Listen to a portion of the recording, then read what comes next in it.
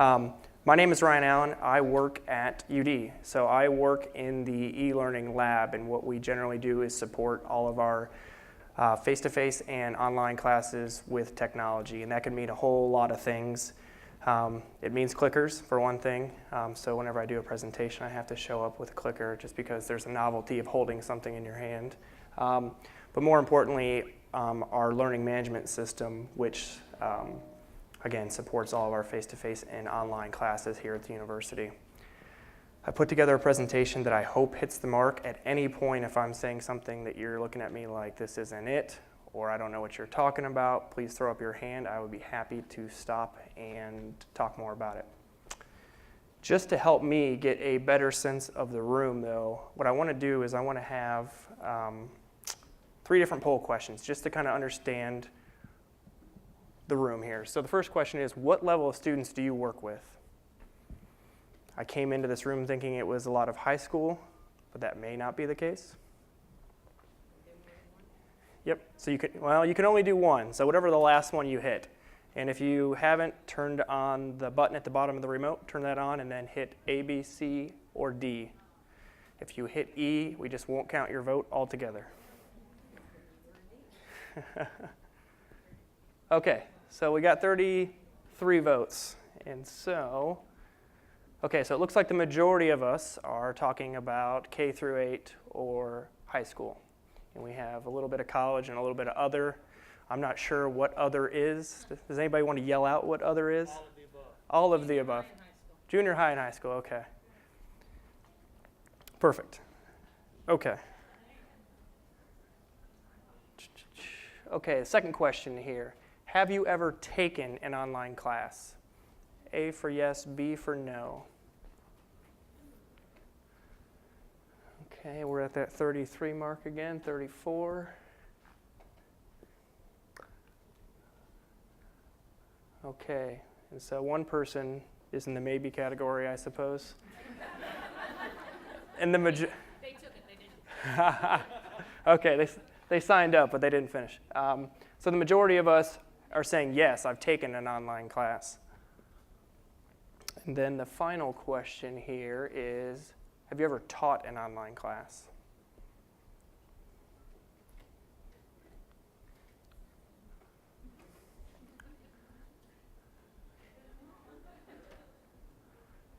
Okay, so the majority of us, our online experience is as students as opposed to faculty members, it appears. So that's helpful for me as I try to kind of get this started here. Okay.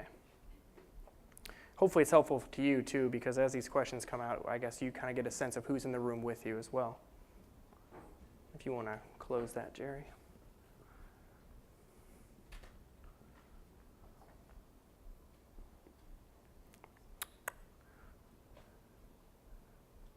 Okay, so here is kind of a blanket statement that I'll throw out there just to kind of kick us off right now.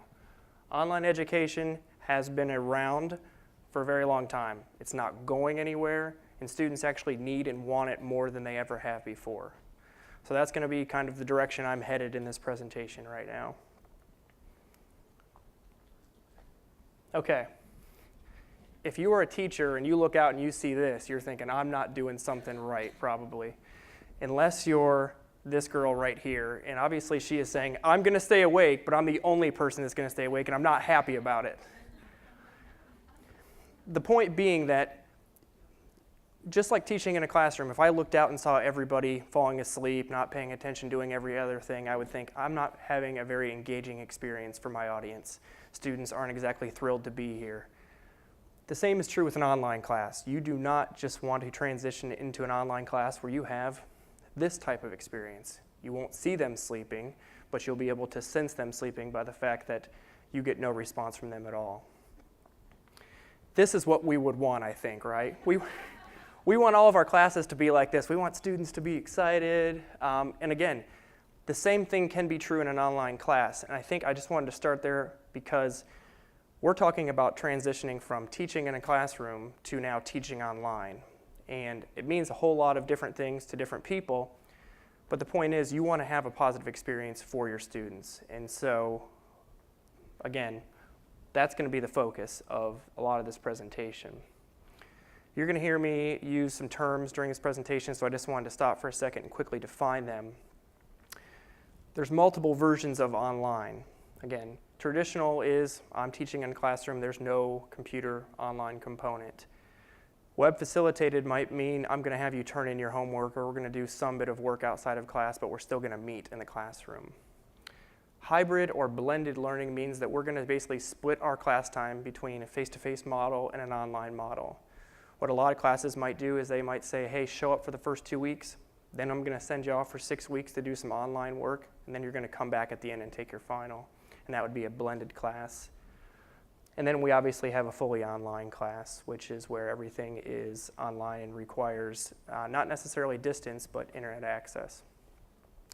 You're also going to hear me talk about synchronous versus asynchronous, whether I'm requiring you to be online with me to learn at the exact same time, synchronous, or asynchronous, the model of you have a week to do this activity, but you can find that time anywhere in your schedule that you have. And so you have a little bit more freedom and flexibility that way. And again, these slides and some other handouts will be available on the site for everybody to download if you want them. On campus here, we have a learning management system called Isidore. If you're a professor on this campus, you use Isidore to host your class. Again, you might hear me refer to the LMS during the presentation today. Every school generally has their own. Here is the common misconception that I will throw out there right from the beginning, which is online classes are easier. And this is what everybody thinks. And as someone who has taken an online class and not liked the experience at all because I had to be so disciplined internally to get through it, this is the problem that a lot of faculty face. Students sign up for their classes because they think it's going to be a bit easier. Not the case at all. Okay, so I'm going to stand back here. Here's some of the things that I hear on campus, and I think you would probably hear these at any campus from a faculty member. I've been teaching for 20 years in the classroom, and now I need to learn how to teach online. Do I just upload my PowerPoints? Okay, we'll come back to that. I was just told that I'll be teaching online, which is fine, but now I need to learn how. By the way, my class starts next week. This is maybe even more common here at UD.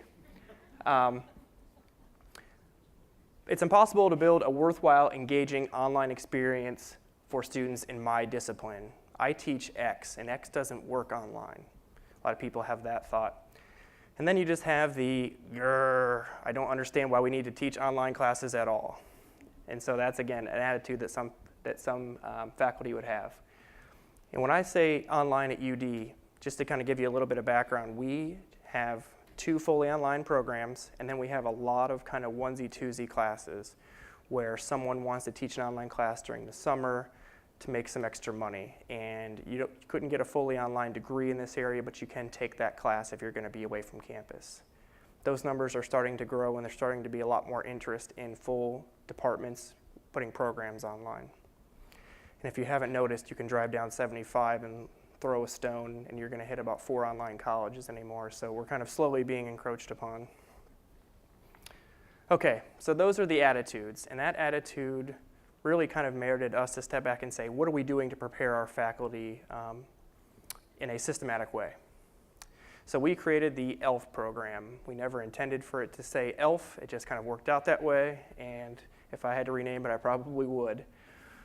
But it stands for the E-Learning Fellows Program. On campus, we have a Teaching Fellows Program for faculty to come through and learn classroom pedagogy. So what we did is we modeled off of that, and we said we're going to have an E-Learning Fellows. So we created it at the end of last year and ran it for the first time this spring.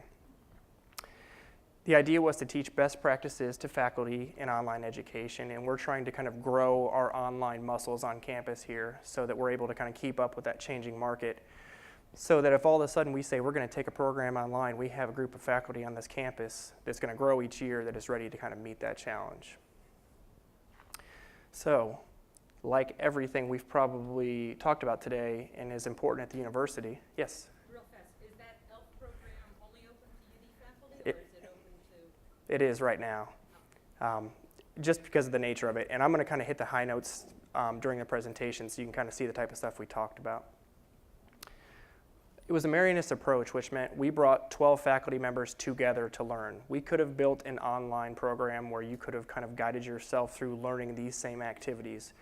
We thought there would be a lot more value in doing this by bringing faculty together so they could learn from each other just like we ask our students to learn from each other.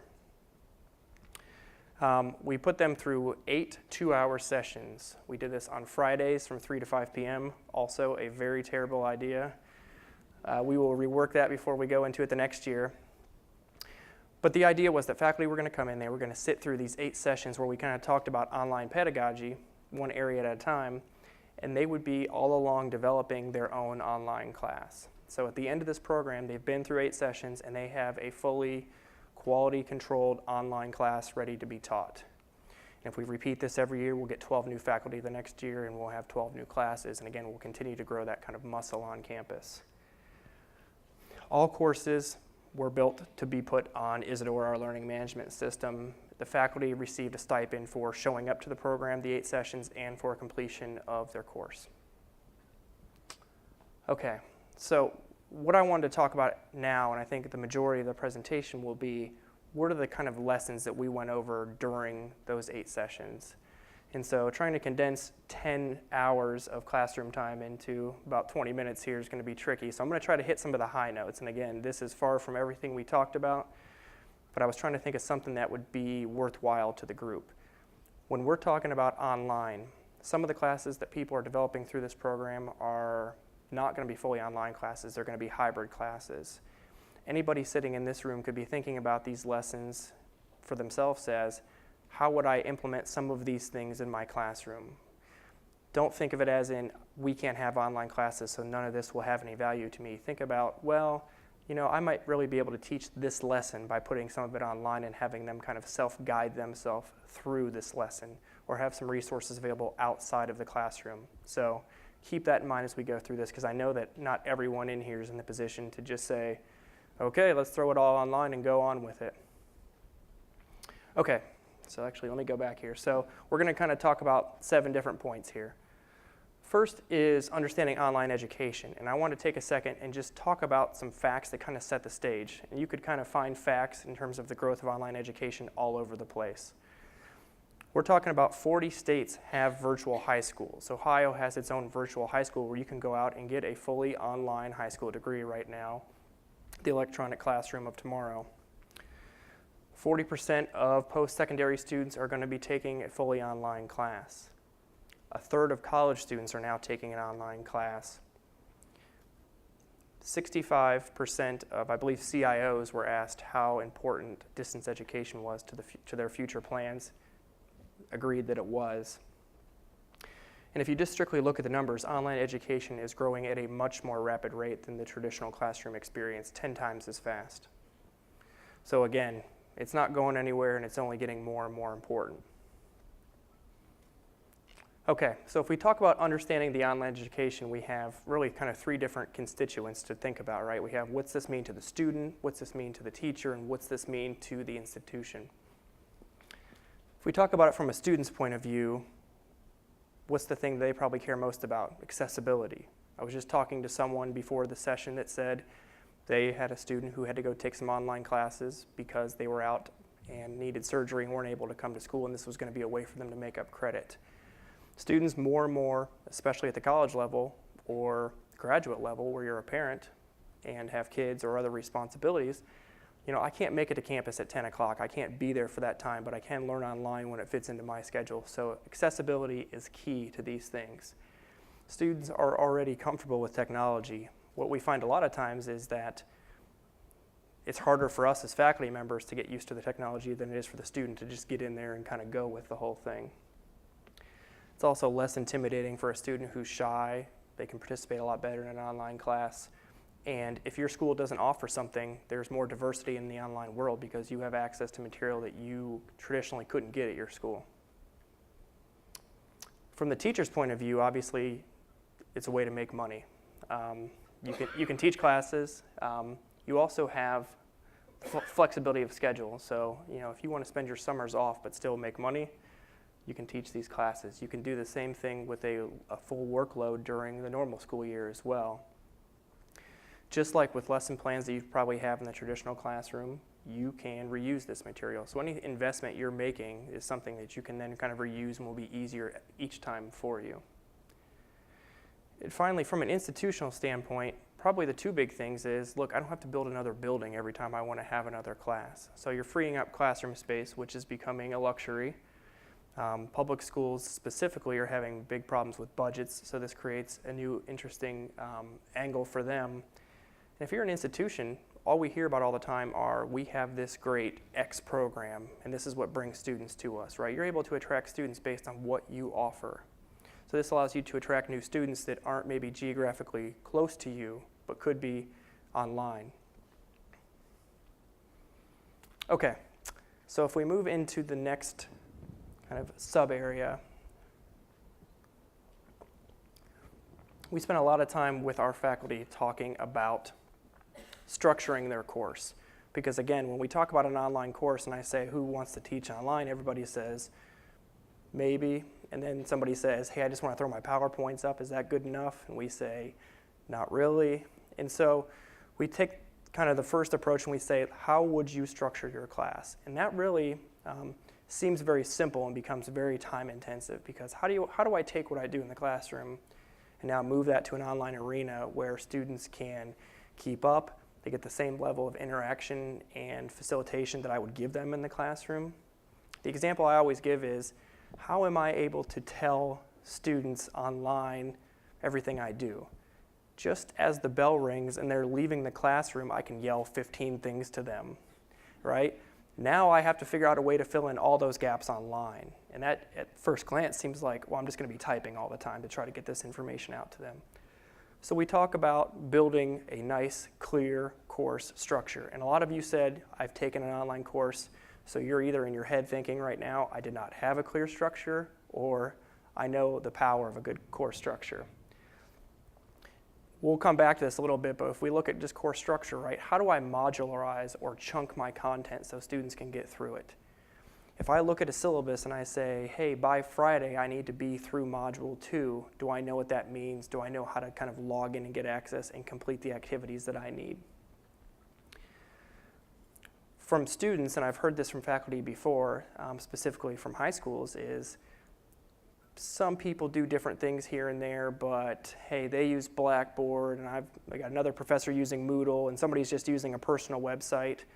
This is really bad from just a consistency point from students, from a student standpoint, because you don't need your students needing to know how to use 5 or 6 different systems. You need them, getting into a course and knowing how to hit the ground running on the first day. And so again, part of that ELF program was, look, every one of your courses is going to kind of be built in the same way, and we are going to require that you put it in Isidore, because we don't want students to have to be multiple places. We want to harness the power of a central server.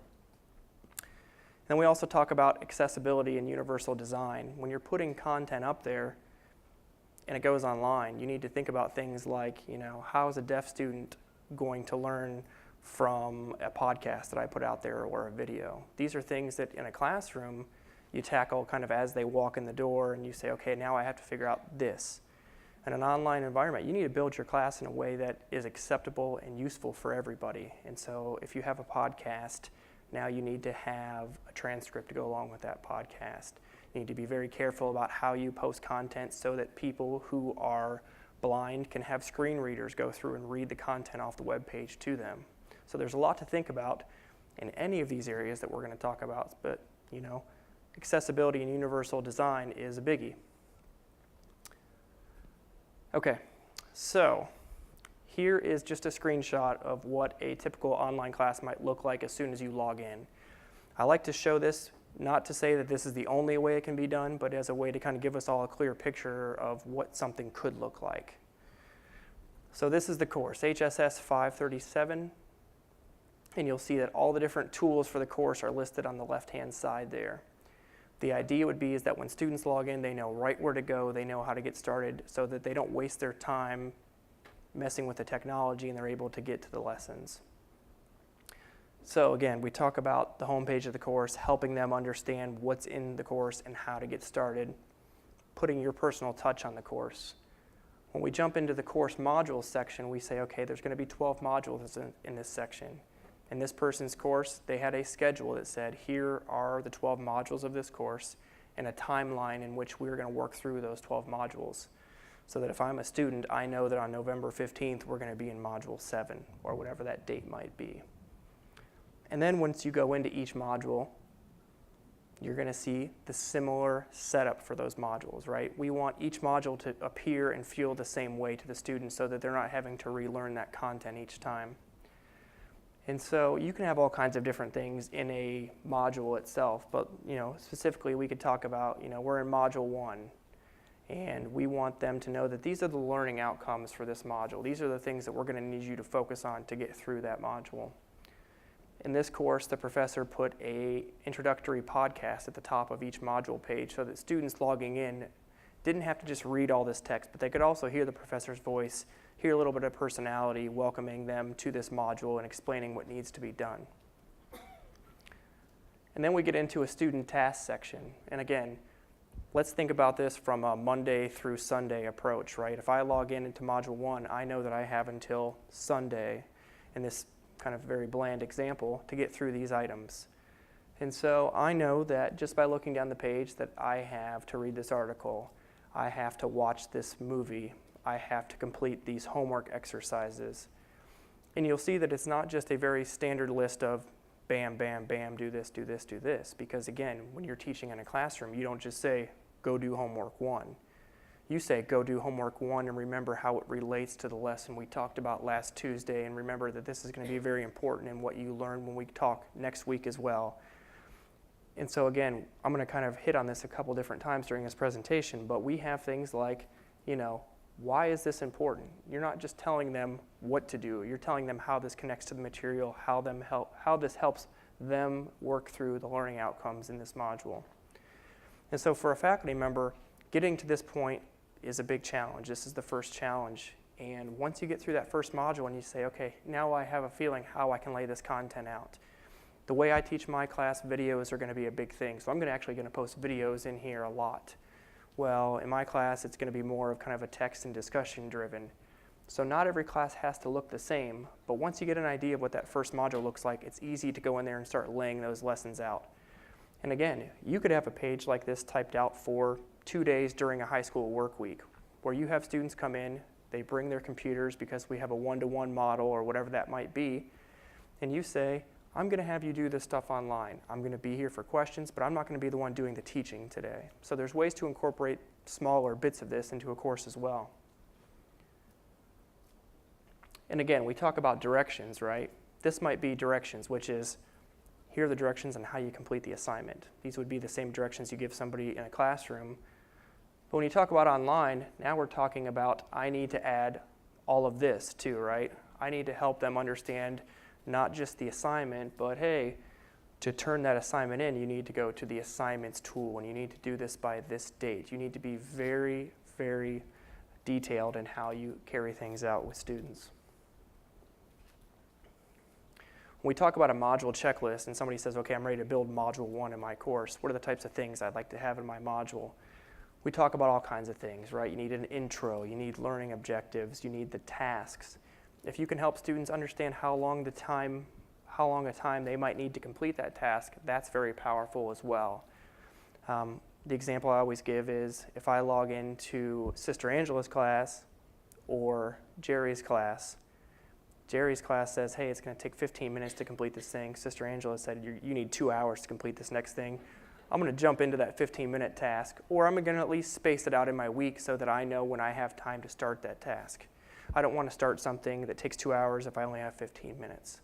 So again, there's all kinds of things that you take into account when you build these pages. And so our job when we ran the SELF program was to help people understand what these things were and how to build successful modules for their students.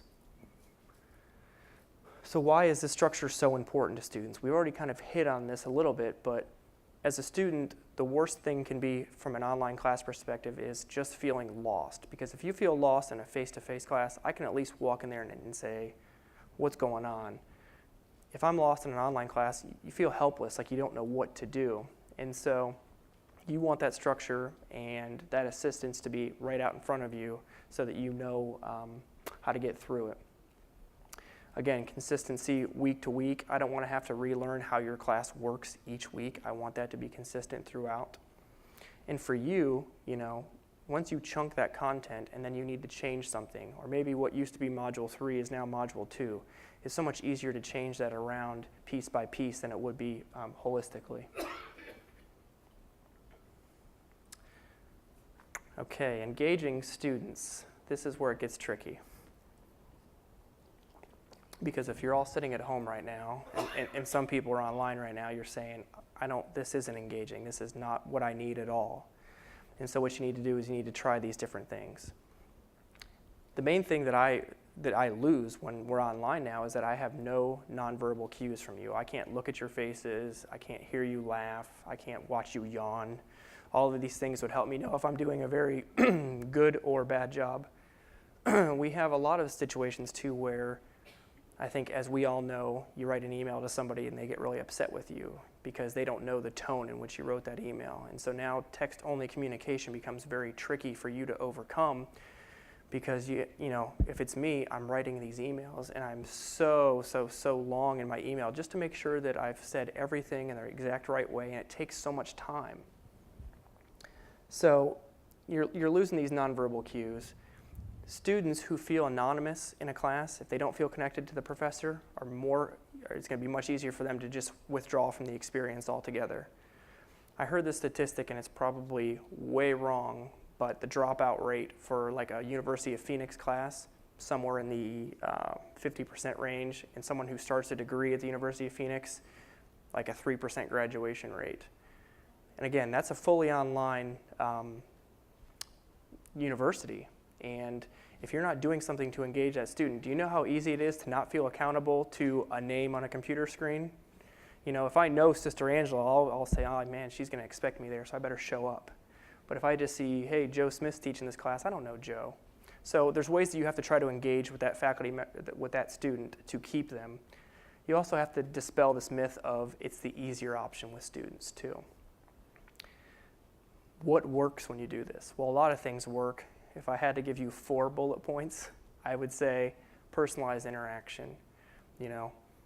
When I'm working with a student, I try to get to know something about that student so I can kind of go back to that. It's not always just about the work. The use of multiple media. Sometimes it's a video, sometimes I might throw a podcast out there, sometimes it's going to be text. There's multiple ways to teach things. Helping students understand real-world connections to the content. What is always the most meaningful is that when you can kind of learn something that's happening in kind of the modern world here and then apply your lesson to it. I think that same thing holds true with students. And then for students, in terms of keeping them engaged, opportunities to receive grades and feedback is big. You don't want to have your first graded assignment 6 weeks into an 8-week course, because by that time the students could be way off track and not even know it. And now they're 6 weeks in and they've wasted your time and their time. So multiple opportunities along the way to kind of check in and make sure they're doing what they need to be doing. Here's just a good way that I wanted to show you. Somebody in the ELF program, this is Peter Powers in the engineering program, he said, so much of my curriculum is about math, and I don't know how to actually do that online. How can I make this worthwhile for my students? And so what he did is he shot a lot of these 5-minute videos and put them online. And in his class, when you get to this part in the lesson, you would click on this link and it would bring up this video.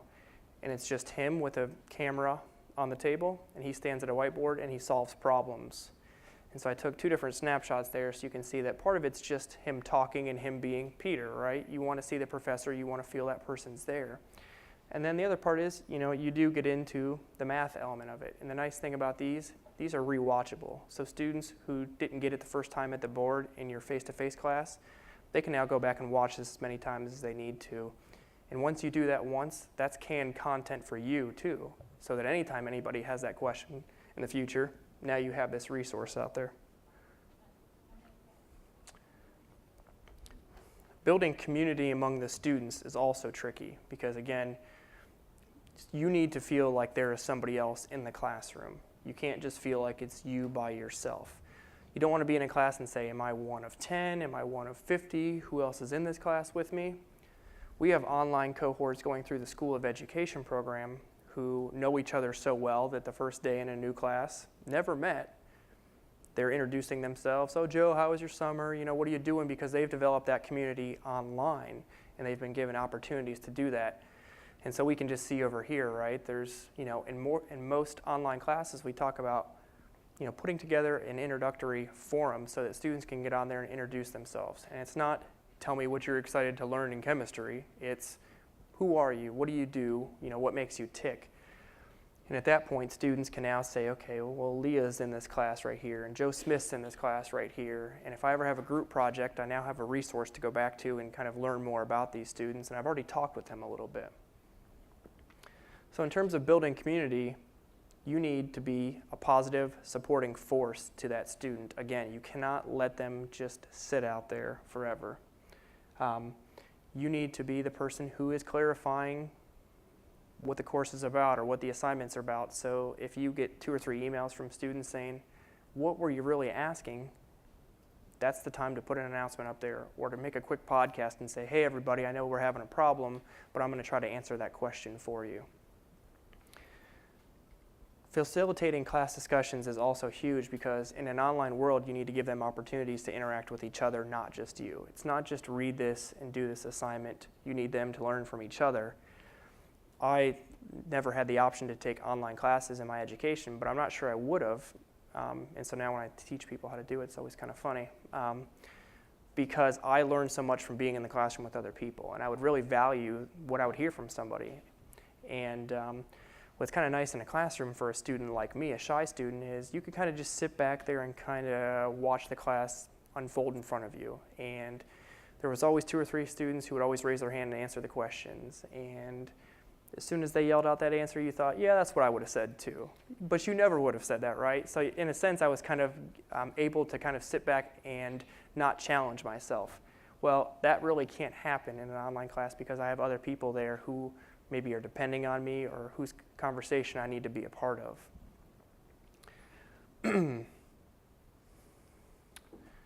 Again, this is just another example of, you know, hey, there was some confusion today on SPSS and how we're going to run this application in our class. I don't like that to be the case. You know, from a personality standpoint as a professor, I want to make sure I'm giving you every possible resource to be successful in my course. I'm encouraging, I want to build people up so they know I care about their success in my course. You know, how long does it take me to make a 10-minute video? If I don't care about the ums and ahs, it takes me 10 minutes and I'll post it out there, and now it's a resource for my students. We talked about assessment in the form of, you know, not waiting too long. But every course handles assessment a slightly different way. Some courses say, you know, exams are my thing. I have 3 exams and that's how it's going to be. Some courses say I have papers, and some have a mix of all those things. The nice thing about online is you could have a mix of all those things. There's multiple ways to assess your students and give them the feedback they need to be successful in your course. There's easy ways to use rubrics so that you can give them very specific pointed direction so that if they're making a mistake in a very specific area, you can correct that. Because again, what we don't want to happen is you really botch up assignment number 1 and you don't get your feedback back from the instructor until you're already done with assignment number 2 and now you've made the same exact mistake. So these are the kind of problems where, you know, if you're online and you're approaching the class in the correct way, you can kind of catch them and head them off. We talk about assessing students, but the other part of that is how are you assessing yourself throughout the semester as well, or the term, and I'll talk a little bit more about that in a second. So again, you can have time quizzes and exams in a class. The question usually that always comes up is, but what if they're cheating, or what if it's open books? Well, they can always have open books. There's plenty of ways online through any learning management system, Isidore included, to make this tricky for students to cheat. I can open the exam from only 8 to 9, and I can give you 60 minutes to take it so that students aren't going to have the opportunity to be sharing answers because they're so worried about themselves. My wife was taking an online class through Sinclair, and every time it was time to take a test online, she would literally like shoo me out of the room and really zone in on the computer. And I can tell you what, she wasn't concerned about copying answers for anybody at that level at all. Her anxiety for the test was already so high so that she wasn't worried about that. But there's lots of things you can do to reorder the questions and make it tricky for students. You know, students all the time write papers. You can have papers turned in, you can grade those papers and hand them back. You can also grade forum discussion posts, and I even just kind of included a brief rubric that we have professors on our campus that use, so that if your grade is somewhat dependent on participating in the online forums, I'm not going to just grade you on how many times you participated, but I'm actually going to grade you on the content of your participation as well. So again, laying the expectations out there to the students that this is what they need to do. A mid-semester evaluation of or for you, I think, is important. And this is something where I think professors get the most valuable feedback from their students. If I'm teaching a class or I'm training someone to teach a class online, what we'll do at about the 1/3 point or the halfway point is we're going to throw an assignment out there that's worth 5 free points to the student. And that assignment is going to do nothing other than ask these questions. What's working? What's not working? What specific recommendations do you have for improvement? Part of this is I want to stop screwing up if I'm screwing up as the professor. Part of this is you're building some confidence with that student. You're showing them that you care once again about their success. You're keeping them engaged in the material so that you can help them have the best possible experience. You want to know, how do students feel about not only how you're teaching them the class content, but you want to know about how are you operating within the online environment. Is that making it more difficult for them? Are there things you can do?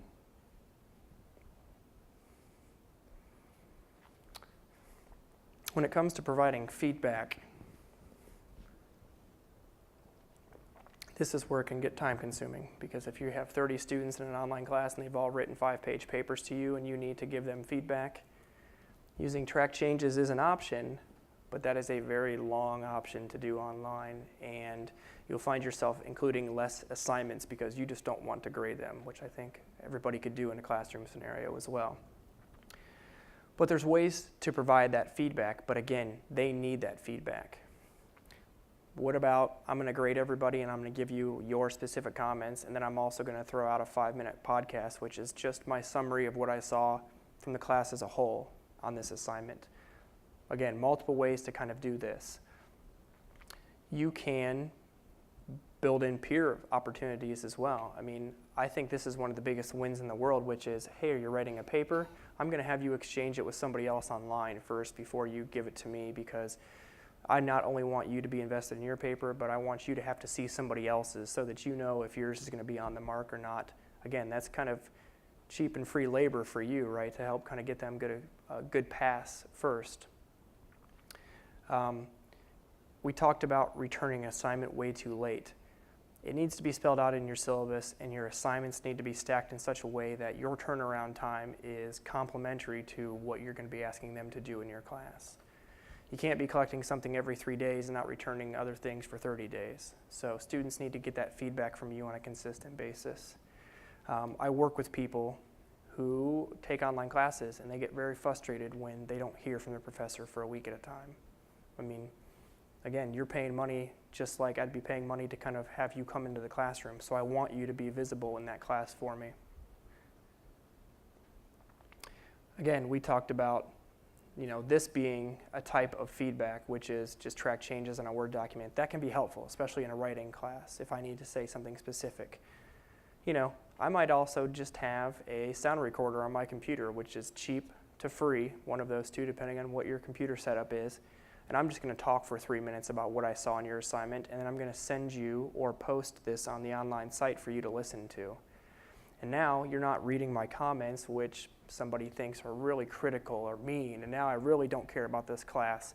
But I can actually say, hey, everybody in the class really made kind of the same type of problem, or I saw what you're trying to do. And just the tone you can hear in my voice, you're knowing as a student that this is a different experience, that this professor cares enough about me to take the time to say these things. And again, probably actually takes less time to do something like this than it would to do something like that. Snagit is another program that I just wanted to highlight because we have a lot of professors who do this for the exact same reason. I want to be able to talk to my students, but I need to also be able to show them what they were doing in the assignment. And what Snagit allows you to do is capture any area of your screen while you talk over it. And so what I can do is I can pull up Joe's paper, I can start highlighting sections as I talk into my microphone, and when I'm done, I have a video I can send him, and he can watch that video and he can listen to my critique of his paper. It's private between he and I, and again, a lot more meaningful and probably more valuable to that student than just written feedback. And so when we work with professors, we say, try to develop a variety of approaches. You don't want to always just send a summary box of 3 sentences back. You don't want to always have to make one of these videos. But there's going to be times and places where for students to be successful, you're going to try different things to get them the feedback they need. This video is actually, again, the link's on the slide there, but you could kind of get a full idea of what that video is just by going to that link. We talked about having students share their papers with each other. You can have an online forum where you just say, please use this area to share your papers back and forth between you and your group mates. My paper's attached, give me any help you can. Joe says, okay, here's the copy of your paper with my reflection on it. All I'm really trying to show right here is that this, again, can take off by itself. There's not a large investment of time by a faculty member to set one of these things up. It's about deciding what is going to work in your class. There's so many different things you can do.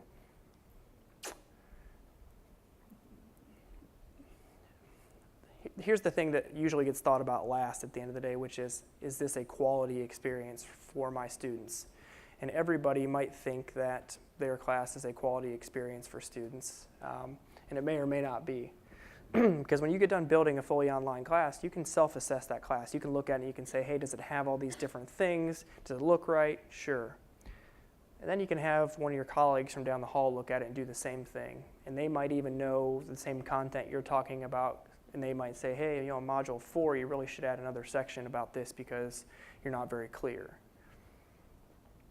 Well, you can also have external reviews done, and there's companies that exist out in the world today that will review your courses for money to make sure they are good quality online courses. The biggest of those is Quality Matters, and you can get a Quality Matters review of your course done for a considerable amount of money. I think we talked somewhere around $1,200 to get a course fully reviewed, and what that means is 4 different people will review your course. Somebody who's a content expert, somebody at another institution, and somebody in your institution as well. And what they're going to be looking at, they have 41 standards that they actually measure your course for.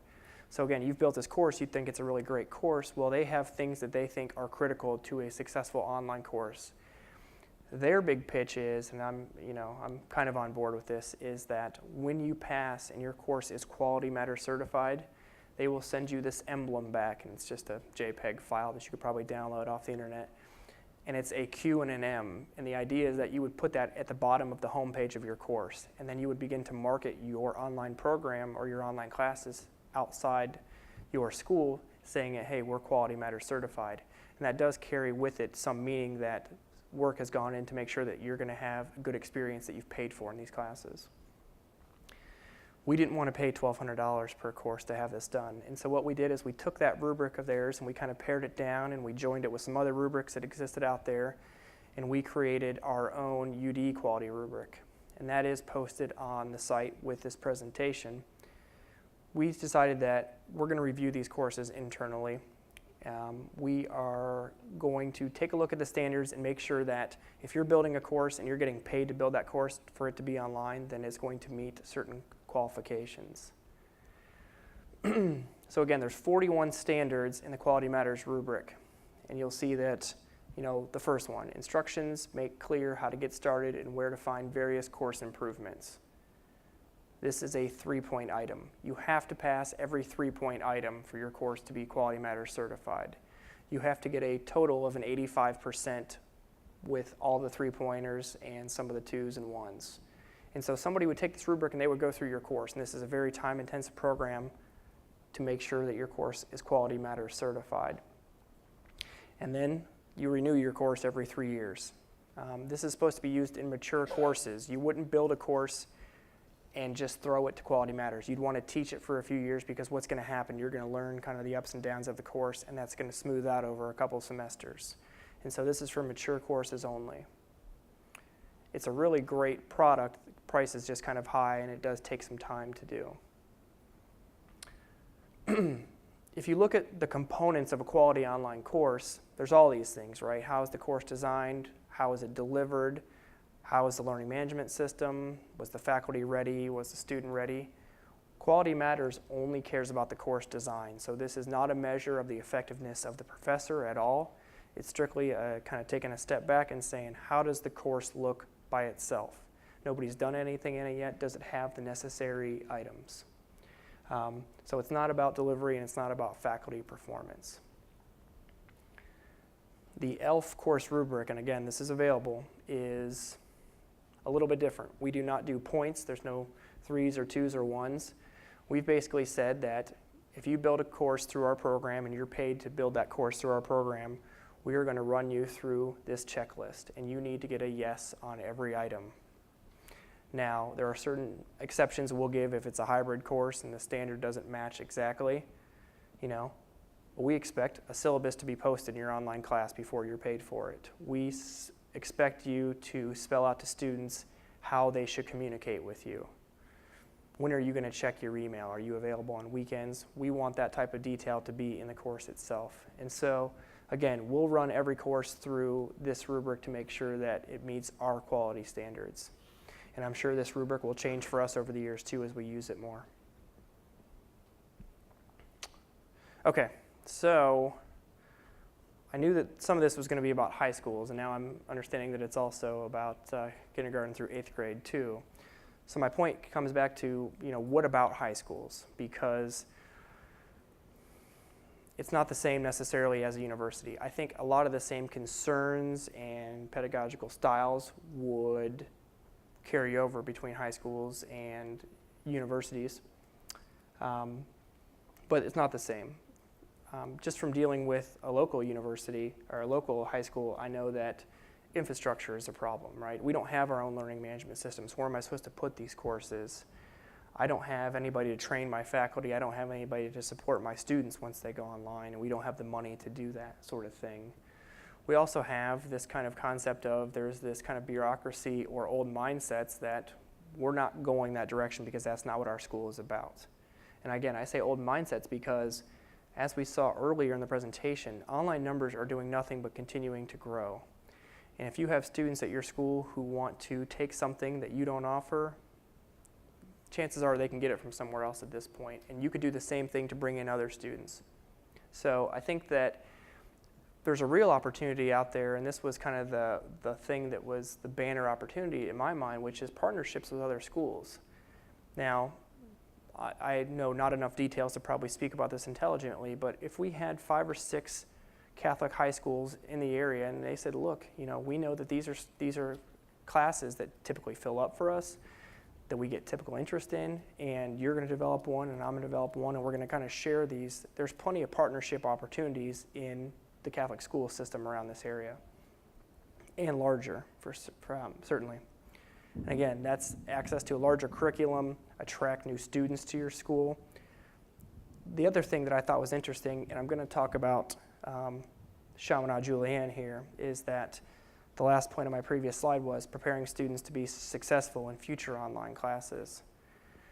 I talked with and worked with Steve Fuchs, and we've met back in 2010, and he kind of approached UD. Chaminade Julienne's located in Dayton, and he said, we want to do some stuff. Can we use your system? Because we don't have our own learning management system, and how do we get started?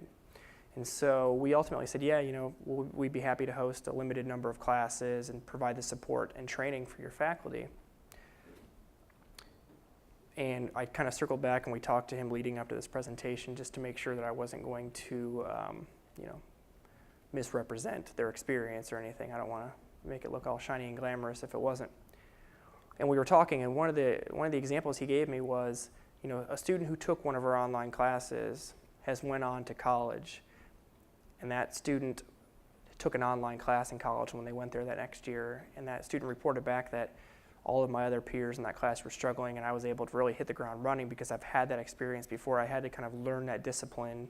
And so again, whether it's us taking graduate, undergraduate, doctoral, or just continuing ed type classes, so much more of this stuff is online anymore. And so any student coming through school these days, online learning is just going to be a part of their life. And so again, we're preparing them to be successful in that way. Again, the UD-CJ relationship started back in 2010. At this point, they've put 50 kids through 4 different classes, and 3 different instructors have kind of actively done something to teach a class at CJ. And those have been in world literature, medical terminology, and there's a partnership with a religion class here at UD. And I was talking to Steve, and he said, you know, the health class might be a real opportunity for us because we have a lot of students who are taking a health class through BYU online over the summer because they want to get it out of the way before they get ready for the school year. Because phys ed is no longer a class or a requirement, and so health is. And so students want to get health out of the way so that they can have space freed up in their schedules to take other classes that interest them more. And so I think, you know, Steve might have even said they're taking, you know, there's 30 or 40 students taking a health class online from another university this summer. Now, a small part of that is that's money going somewhere else. I don't think that's the major concern. It's a matter of that's something we could do internally ourselves. And again, if that class gets offered online, maybe they run 3 sections of it throughout the school year or just during the summer, and you're able to kind of free up schedules for your students to take other classes. I know CJ also is looking to move to that one-to-one model that I'm sure some of you are already at. And this goes back to that flipped classroom of we're going to prepare stuff that's going to be online, and you're going to bring your computer to the classroom and you're going to work on it when you get there. Or you're going to kind of do this lesson at home tonight, and when you come in, I'll be here for questions, but I'm going to do most of my teaching that way. So schools are moving to that flipped classroom, and I know Steve was looking into that, and that was a goal of theirs. And I know Steve also has looked for connections with other schools, and this has been schools generally outside the area, other Catholic Marianist schools, I believe, to kind of say, you know, we could send some students your way and you could send some students our way. And again, if nothing else, this is exposing students in potentially very small geographic, you know, communities that don't have a whole lot of diversity to students all over the world that can bring different things into the classroom also that they wouldn't be able to get.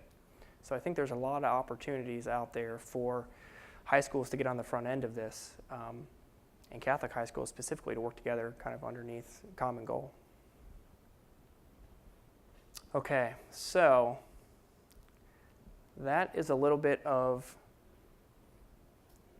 everything we're doing here in a very short amount of time. The idea is to help faculty get ready and understand the challenges and opportunities from teaching online. Yes, question. I think he's going to bring the microphone. I have one question. I know in a college level, I mean, the critical thinking and, you know, kind of that aspect is one. But as you look at some of these courses being more basic, you know, like health courses and Sure. stuff like that, where there's just a lot of, did you grasp the information sort of thing, question answers. How do you stop them from cheating? How do you deal with, you know, doing kind of a question answer thing and the kid not just turning in somebody else's and stuff? I mean, I have a friend down at Elder who developed the whole program thing, but Sure. that's beyond me. Sure.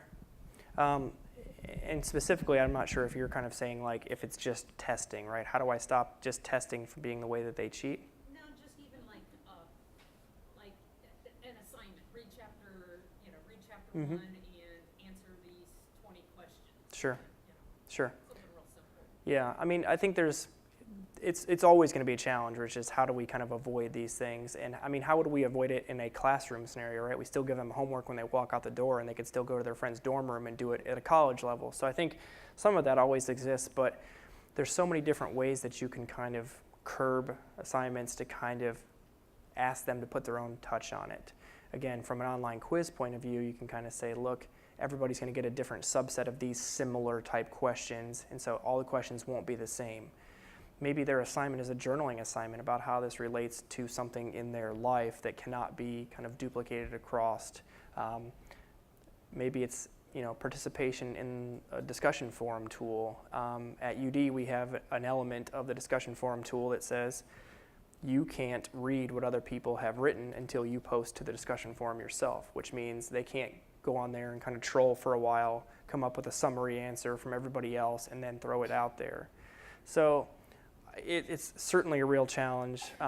It's a little bit different for a different curriculum. But I think a variety is probably a good start.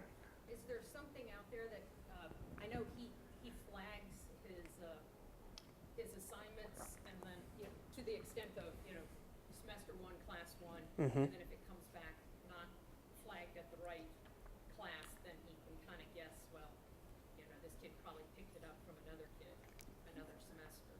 Yeah, you. Is there programs out there that does that programming for you? Well, I don't know if that's the same thing specifically, but so at UD we have a program called Turn It In. We have a relationship with turnitin.com that every assignment that gets turned in, you can have it automatically fed into this kind of plagiarism catcher. And so at that level, you could kind of catch common language if students were just passing things back and forth. But in terms of seeing which quiz someone got which semester, that might be a little bit trickier. Yeah. Question here.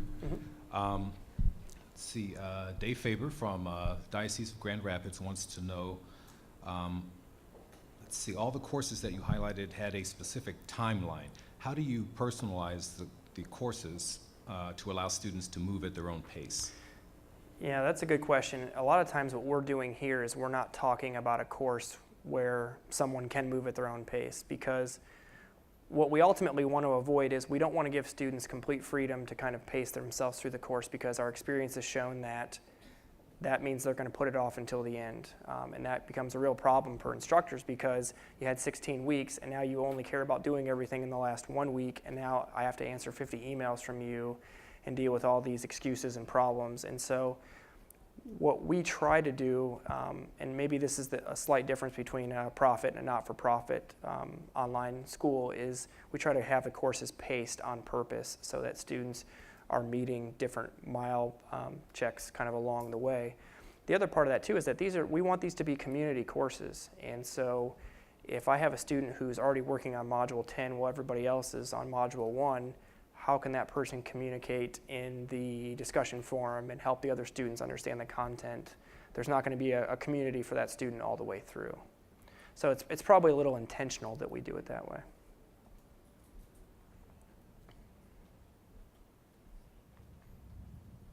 Any other questions? Okay, right on time. I will be happy to talk to anybody, but I appreciate your time. Thanks very much.